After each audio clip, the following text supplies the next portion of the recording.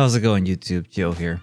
So in this video, we're going to be talking about the new exotic linear fusion rifle Finality's Auger obtained from the Sunder Doctrine dungeon. Now, there have been some clips circling around about it, going about how crazy it is, and I will say it is pretty funny for some PvP clips. But how does it handle in PvE as far as DPS goes? In this video, we'll be covering how this weapon works and how you'll be using it in tandem with your loadouts for DPS, and kind of some of the quirks about it and using it with, general ad clear as well. So without further ado, let's get into it.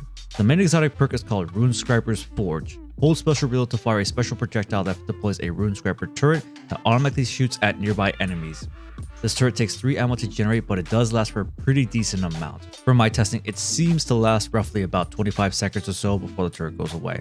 As far as the turret's damage though, it fires an explosive shot every 2 to 3 seconds that has a fairly large radius for a total of around 13 shots. Looking at its ad clear potential, the massive explosion radius does help it out. However, the projectile is rather slow. So if the turret is targeting a faster target such like a Grim, the shots can tend to miss them due to the speed, but the radius does help it out, still get splash damage, you're just not getting the full damage on it. Now looking at the damage done against Carl with particle reconstruction, base damage per shot of the turret is 13,341 and increases to a max of 17,027. Looking at the total damage of the turret for 13 shots, the total is 173,433 without particle reconstruction and 221,351 for max particle stacks. The nice thing is that this damage is automated, so you can just swap to a DPS special and start bursting down with that while your turret's kind of doing its own thing. However, if ads start spawning when you're DPSing a boss, the turret will start shooting the closest enemy to it automatically. This is where the second exotic perk comes into play. Its second perk is called Ruinscraper's Beacon. While the turret is deployed, this weapon can paint targets with a laser to make the turret prioritize and fire more powerful munitions at said targets.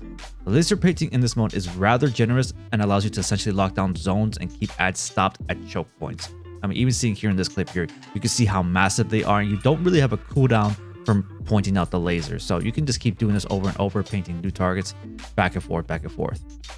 When shooting at painted targets, the turret shoots 6 projectiles now rapidly and fires them roughly every 1.5 seconds for the 25-second lifespan of the turret, allowing for a total of 16 shots to be fired.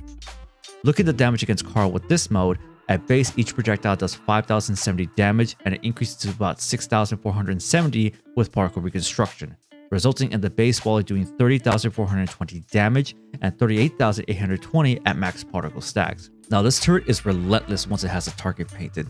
As you're seeing here in this clip, it just keeps laying into Carl the entire time until he's pretty much dead. And since the explosions are pretty big, it's also tagging all the ads around him as well as he's moving around the arena.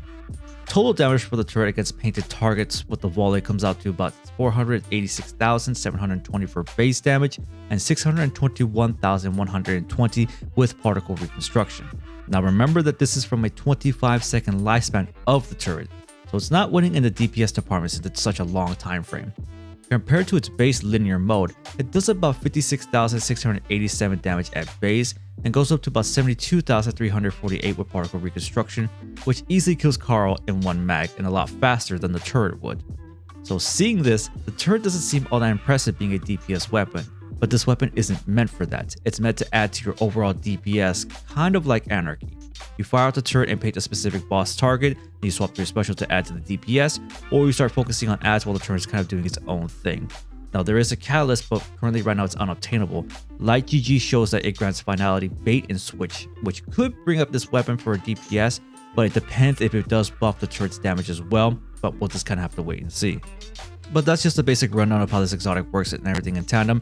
Next I'm going to be showing you a little bit of a clip of a DPS rotation with Finality's Auger, Scatter Signal, and Cycle Pump so you can see what it'll look like once you get the catalyst and just for your general DPS rotation. So yeah, be sure to like and subscribe if you want to see more content, and I'll catch you in the next one.